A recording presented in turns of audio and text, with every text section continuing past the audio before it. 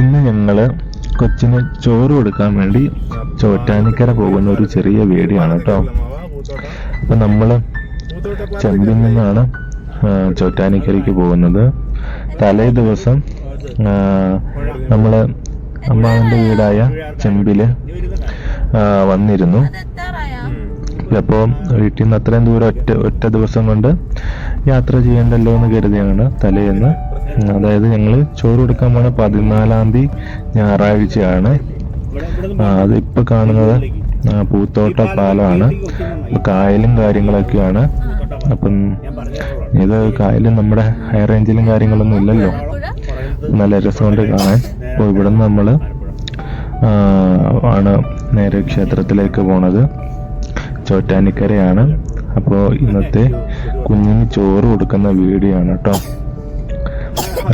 നിങ്ങളുടെ ചെറിയ ആഗ്രഹമായിരുന്നു, നേർച്ചയൊന്നും അല്ലായിരുന്നു, എന്നാലും ആഗ്രഹമായിരുന്നു പെൺകുഞ്ഞാണെങ്കിൽ നമ്മൾ ചോറ്റാനിക്കരയിൽ കൊണ്ടുപോയി ചോറ് കൊടുക്കുക എന്നുള്ളത്. അപ്പം നമ്മൾ നേരെ ഇവിടെ നിന്ന് പോവാണ്. ഒരു അരമണിക്കൂർ യാത്രയുള്ളൂ കേട്ടോ. അങ്ങനെ നമ്മളിവിടെ ചോറ്റാനിക്കരയിലെത്തി. നമ്മൾ കാറൊക്കെ പാർക്ക് ചെയ്തു. എൻട്രൻസ് വഴി പ്ലെയിൻ പാർക്കിൻ്റെ അതിലൂടെ കയറി പോരും കേട്ടോ. ചെയ്തേ പ്രധാന കവാടം അല്ലായിരുന്നു. അപ്പം ഞങ്ങൾ അതിലെ കയറി അമ്പലത്തിലേക്ക് കയറി ചീട്ടും കാര്യങ്ങളൊക്കെ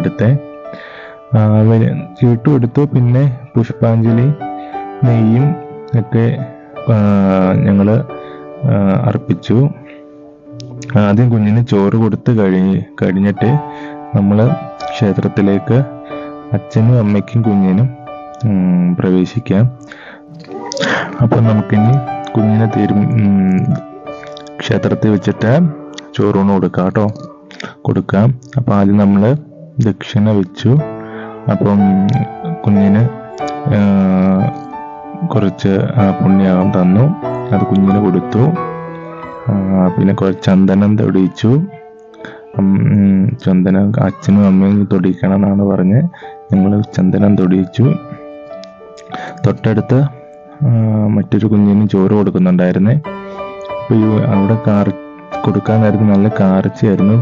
അപ്പോൾ ഇവളും ഇങ്ങനെ കൊടുക്കുമ്പോൾ നല്ല കാർച്ചയൊക്കെ ഉണ്ടാവുമെന്ന് കരുതിയിരിക്കുമായിരുന്നു. പക്ഷേ ഇവളിങ്ങനെ കരഞ്ഞൊന്നുമില്ല കേട്ടോ. ഇപ്പം ഇരിക്കുവാണെങ്കിൽ തന്നെ എപ്പോഴും കൈ ചപ്പുന്ന ഒരു ചെറിയൊരു ശീലമുണ്ട്. അപ്പം ഇങ്ങനെ കൈയൊക്കെ ഇങ്ങനെ ചപ്പി ഇങ്ങനെ ഇരിക്കുകയാണ്, വേറെ ഒന്നുമില്ല. അപ്പം നമുക്ക് തിരുമേനി കുറച്ച് ചോറും പുളിയും ഉപ്പും കടുംപായസവും കുറച്ച് പാൽപ്പായസവും തന്നു, ശർക്കര പായസവും തന്നു കേട്ടോ. അപ്പോൾ ആദ്യം കൊച്ചിന് കുറച്ച് ചോറിൻ്റെ കൊടുത്ത് പുളി ഉപ്പും തൊട്ട് കൊടുത്ത് പിന്നെ പായസവും കടുംപായസവും പിന്നെ ഇച്ചിരി പാൽപ്പായസവും കൊടുക്കാനാണ് പറഞ്ഞത്. അപ്പോൾ അതുപോലെ ഞാൻ ചെയ്തു. അത് കഴിഞ്ഞിട്ട് കൊച്ചിൻ്റെ അമ്മ കൊടുക്കണം എന്ന് പറഞ്ഞു. അത് കഴിഞ്ഞിട്ട് ബാക്കിയുള്ളവർ കൊടുക്കാനൊക്കെ പാടുമെന്ന് പറഞ്ഞു. അപ്പോൾ ഞങ്ങൾ അതുപോലെ തന്നെ ചെയ്തു. എല്ലാ ക്ഷേത്രത്തിലും ഇങ്ങനെ തന്നെയായിരിക്കും. ആണ് ഞങ്ങളുടെ ജീവിതത്തിൽ ആദ്യമായിട്ടാണല്ലോ ഇങ്ങനത്തെ കാര്യങ്ങളൊക്കെ കണ്ട് സ്വയം അനുഭവിച്ചറിയുന്നത്. ബാക്കിയുള്ള പിള്ളേർക്ക് കൊടുക്കുന്നത് കണ്ടിട്ടല്ലേ ഉള്ളൂ. നമ്മളപ്പോൾ ആ സമയത്തൊന്നും ഈ കാര്യങ്ങളൊന്നും ശ്രദ്ധിക്കില്ല കേട്ടോ.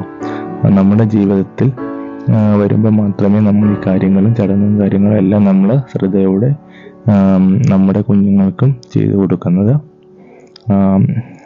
കൊച്ചുനാരായണന് കൊടുക്കാൻ പോയപ്പോഴും നമ്മളിന്നും ശ്രദ്ധിച്ചിട്ടില്ല. ഇനി ദേവു കൊടുക്കുവാണ് കേട്ടോ. ദേവും ആദ്യമായിട്ട് കുഞ്ഞിന് ചോറും കൊടുക്കുവാണ്. ഈ രീതിയിലായിരിക്കും എല്ലാ ക്ഷേത്രങ്ങളിലും പോകുന്നത് എന്ന് ഞാൻ വിശ്വസിക്കുന്നു.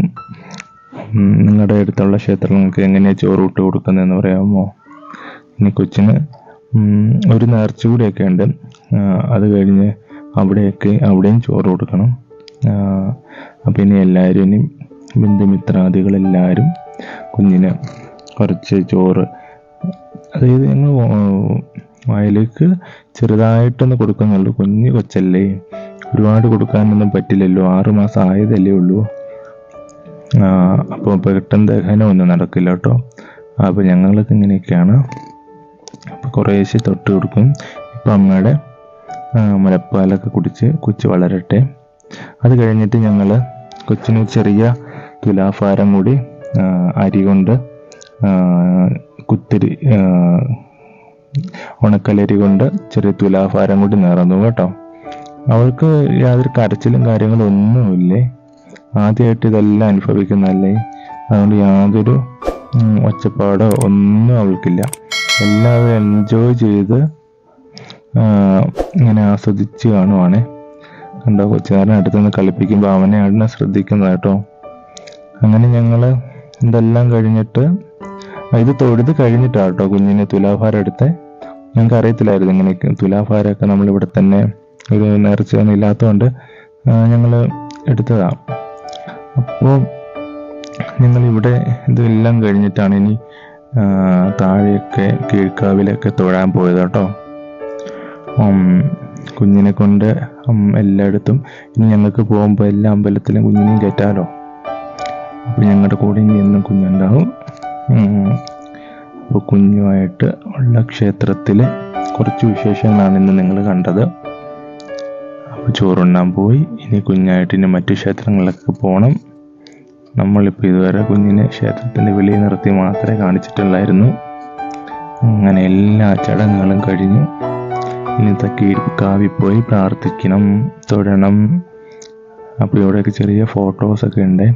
ഞങ്ങൾ കഴിഞ്ഞ പ്രാവശ്യം കുഞ്ഞില്ലാണ്ട് വന്നപ്പോഴുള്ള ഫോട്ടോസും ഇപ്പോൾ കുഞ്ഞുള്ളപ്പോൾ ഉള്ളതും രണ്ടും രണ്ട് ഫോട്ടോ, പഴയതും പുതിയതും എല്ലാം കയ്യിൽ നിന്ന് ഇവിടെ നേരത്തെ ഇതിനു മുമ്പ് ഞങ്ങൾ വന്നപ്പോൾ ഇവിടെ എല്ലാം വെച്ച് ഞങ്ങൾ ഫോട്ടോസ് എടുത്തു. അന്നൊന്നും കുഞ്ഞില്ലായിരുന്നു.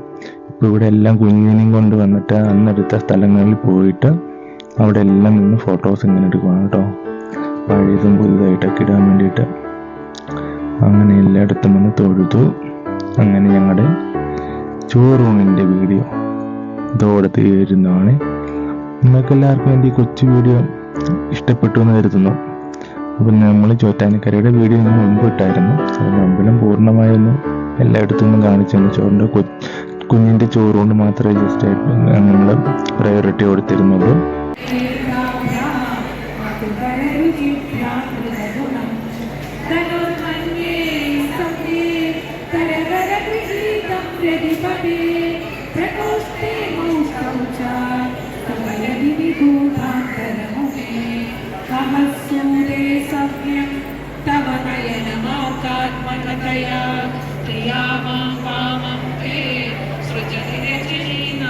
അങ്ങനെ നമ്മുടെ ഈ കൊച്ചു വീഡിയോ നിങ്ങൾക്ക് എല്ലാവർക്കും ഇഷ്ടപ്പെട്ടോ? ഇഷ്ടപ്പെട്ടേ നമ്മുടെ ചാനൽ സബ്സ്ക്രൈബ് ചെയ്തോളൂ. പിന്നെ നമ്മൾ ചോറ്റാനിക്കര അമ്മയ്ക്ക് സമർപ്പിച്ച വിളക്ക് ഒരെണ്ണം അവിടെ നിന്ന് മേടിച്ചു കേട്ടോ. അപ്പോൾ അതും നമ്മളിവിടെ നിന്ന് മേടിച്ചു. അങ്ങനെ നമ്മുടെ വീഡിയോ ഇവിടെ കൊണ്ട് തീർന്നിരിക്കുന്നു. നിങ്ങളെല്ലാവരും അടുത്ത വീഡിയോയ്ക്കായിട്ട് കാത്തിരിക്കൂ. നമ്മൾ പുതിയ വീഡിയോ ആയിട്ട് ഇനിയും വരുന്നതാണ്. അപ്പോൾ thank you for watching. Subscribe ചെയ്യാത്തവരൊക്കെ സബ്സ്ക്രൈബ് ചെയ്തോട്ടോ, നിങ്ങൾക്ക് ഒട്ടും ബോറടിക്കില്ല.